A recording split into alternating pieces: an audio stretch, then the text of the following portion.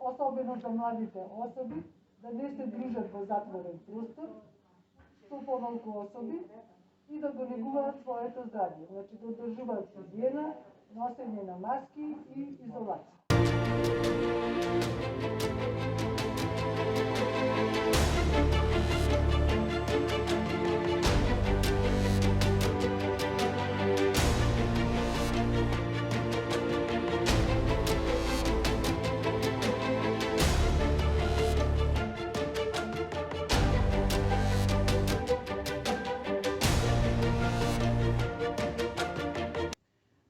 Здравјето е од непреценливо значење.